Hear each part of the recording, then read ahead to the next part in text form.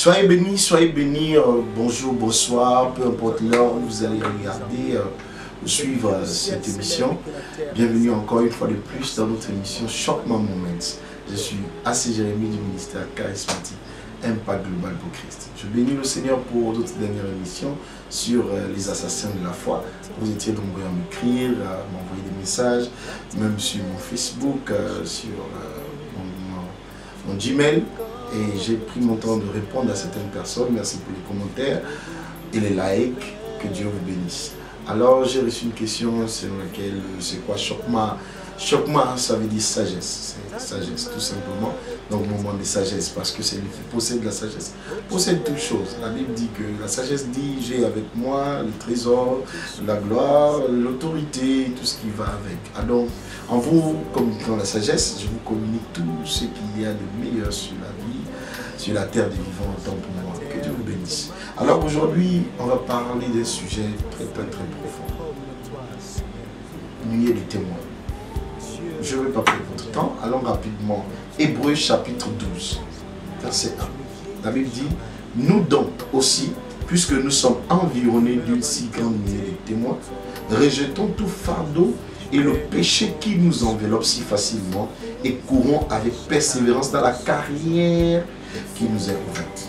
En fait, quand nous regardons ce verset, nous nous rendons compte que l'apôtre Paul est en train de nous dire qu'on a une carrière qui nous est ouverte. Et nous devons courir parce qu'il y a une nuée de témoins autour de nous qui s'attendent à notre réussite, qui veulent nous voir arriver, qui veulent célébrer avec nous notre victoire. Donc ici, l'apôtre Paul est en train de comparer la vie à une course de vitesse ou de relais, tout ce que vous voulez. Imaginez un peu dans un stade, des nuées de témoins ici est semblable aux spectateurs. Non ceux qui suivent à la télé d'abord, mais ceux qui sont là dans le stade, dans les gradins du stade, dans les tribunes au stade, et qui sont en train de regarder leur athlète favori en train de courir.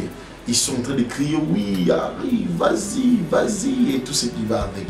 Alors, ce verset biblique va m'enseigner une leçon très profonde dans la vie, que si la vie est-elle une carrière ouverte pour un athlète qui doit courir, alors les nuées de témoins seraient composées de quel type de personnes? Alors j'ai catégorisé en 3, sinon 4. Premier type de nuée de témoins, des catégories de personnes dans cette nuée de témoins, on a la catégorie de personnes qui croient en toi. Exemple, un athlète français, les Français qui sont dans les gradins, les tribunes du stade, ils croient en lui, ils veulent sa réussite. Il y a des personnes dans ta vie qui veulent te voir réussir. Ces personnes n'hésitent pas de te soutenir par des conseils financièrement, par tout apport possible. Ces personnes sont toujours là pour toi, malgré tes faiblesses, tes défauts, malgré tes manquements. Cette catégorie de personnes dans la nuée des témoins, ce sont des personnes qui veulent te voir réussir. Alors tu ne dois pas et tu n'as pas intérêt à décevoir cette catégorie de personnes parce qu'ils n'attendent que tu as réussi pour célébrer avec toi. Ils veulent vivre pour te voir arriver, accomplir sinon réaliser ton rêve. Il y a une deuxième catégorie de personnes dans la nuée des témoins. Cette catégorie de personnes, c'est la catégorie de personnes qui sont déjà dévancées, qui nous ont dévancés dans l'au-delà. Donc Marie, Sarah, tous ceux qui vont avec. Imaginez un temps sur peu.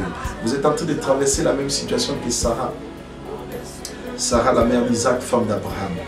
Elle a été stérile pendant plusieurs années, elle a cru en Dieu, elle a vu la main de Dieu. Imaginez là où elle est au ciel, elle te regarde, chrétienne, tu es stérile et tu n'as pas d'enfant.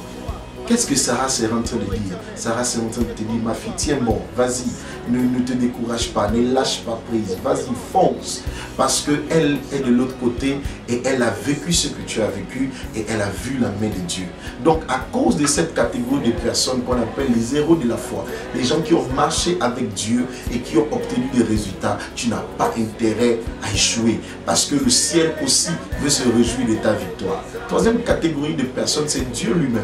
Il a investi en toi sa parole, son esprit. Il a envoyé son fils pour pardonner, expier tes péchés, te donner une nouvelle chance dans la vie, faire de toi une nouvelle créature. Tu n'as pas intérêt à décevoir Dieu. Mais vous savez, de toutes ces 3 catégories de personnes, la catégorie qui me motive le plus, c'est la dernière catégorie. C'est que dans le stade, en tribune là-bas, il y a une catégorie de personnes qui veulent absolument voir l'athlète échouer. Parce qu'ils soutiennent un autre camp. Et dans la vie, on a cette catégorie de personnes qui ont juré, qui vous ont minimisé, qui ont dit ceci: tu ne vas pas réussir, tu ne vas pas y arriver. Non, tu vas t'arrêter en cours de route. Tu n'as pas les capacités, le potentiel qu'il faut pour réussir. Cette catégorie de personnes, rien que pour eux, je suis capable de me tuer pour réussir. Tu dois réussir parce que ces personnes ne croient pas en toi. Ils ne voient pas ce que tu vois. Ils font de toi un menteur. En même temps, ils font du Dieu qui t'a parlé, qui a mis ces précieuses choses en toi, un menteur.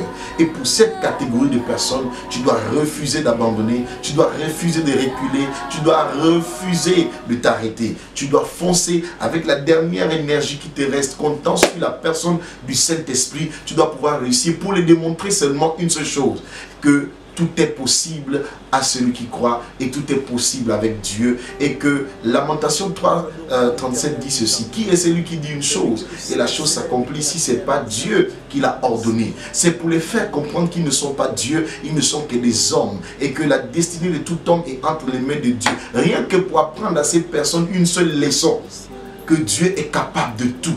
Il est capable de prendre le pauvre du fumier, la boue, et de le faire asseoir avec des grands, qu'il est capable de transformer la vie de toute personne qui croit en lui. Rien que pour élever le nom de Dieu, tu dois rester, tu dois garder ta foi, tu dois continuer à avancer et à bouger jusqu'à ce que tu arrives à bon port.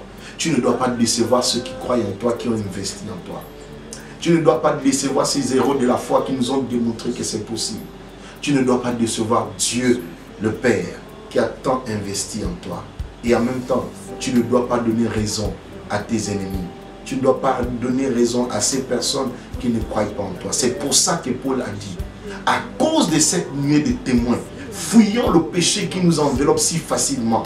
Fuis ces choses qui sont en train de t'affaiblir, ces choses qui sont en train de te détruire, ces choses qui vont constituer un blocage éternel pour ton avenir. Fuis ces choses, éloigne-toi de ces personnes, éloigne-toi de ces choses, va loin de ces choses. Écoute, tu peux penser que ta vie ne dépend que de toi. Laisse-moi te dire, la joie de plusieurs générations dépend de toi. La joie de plusieurs personnes dépend de toi. L'élévation de plusieurs personnes dépend de toi. Imaginez tant soit peu que Joseph avait échoué en Égypte et avait couché avec la femme de Potiphar. Regardez, l'histoire du monde sera chamboulée. 1. Joseph allait coucher avec la femme de Potiphar, donc il n'accédera pas au trône. Et s'il n'accédait pas au trône, la famine allait tuer les enfants d'Israël. Alors Israël n'allait pas être préservé dans ces temps de famine. 3. Jésus n'allait pas venir parce que si Israël est détruit au temps de la famine, Jésus n'allait pas venir puisque Jésus sort de Jacob.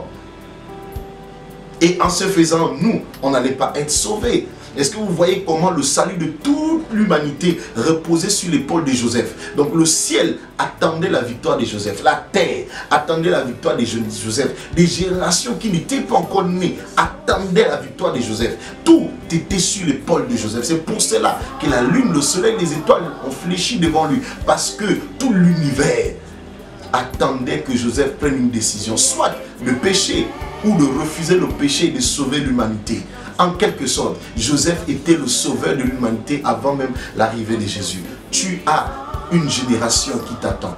Tu as des personnes dont leur destinée dépend de tes choix et de tes décisions. C'est pour cela que l'apôtre Paul dit: fuyons le péché qui nous enveloppe si facilement à cause de cette nuée de témoins et courons dans la carrière qui nous est ouverte. Je t'en conjure en ce jour. Je ne sais pas ce qui te lie. Je ne sais pas cette habitude, cette chose, ce péché que tu aimes tant, que tu chéris tant. Mais pose-toi une seule question. Et si ma vie était la clé de la vie de plusieurs personnes? Et si la destinée de plusieurs personnes dépendait de moi? Et si, à cause de mes choix, plusieurs personnes auront la joie dans leur vie ou la tristesse? Et si, à cause de mes erreurs, je mettais en péril toute une lignée, tout un pays, tout un continent? Et si seulement mon choix peut détruire la vie de plusieurs personnes? Pose-toi cette question avant de t'engager dans cette relation impudique. Pose-toi cette question avant d'entreprendre cette chose qui pourra te détruire et en se faisant détruire plusieurs personnes. Écoute, à cause de cette nuée de témoins, courons dans la carrière qui nous est ouverte et abandonnons le péché. Que Dieu te bénisse pendant que tu médites sur cette parole. Que Dieu te bénisse pendant que tu médites sur ces profondeurs, ces révélations que Dieu est en train de te donner maintenant. Je prie pour toi, que Dieu te donne la force de ne pas le décevoir, de ne pas décevoir ceux qui croient en toi, de ne pas décevoir les héros de la foi qui ont payé le prix pour dire que c'est possible, et de ne pas donner raison à cette dernière catégorie de personnes qui croient que tu ne peux pas réussir. Que Dieu te bénisse et te garde. Et n'oublie pas surtout, car la grâce est à lui, l'effort est trouvé pour. Que Dieu te garde et te préserve. Je suis assez jaloux. Que mon Dieu te bénisse. N'hésite pas de t'abonner, n'hésite pas de m'écrire en inbox, de poser toutes sortes de questions, des sujets de prière. Je suis à votre écoute. Que Dieu vous garde. Je vous aime très fort. Et dorénavant, vous allez avoir d'autres images des prédications à l'église et tout ce qui va avec. Restez connectés à la page, à la chaîne YouTube.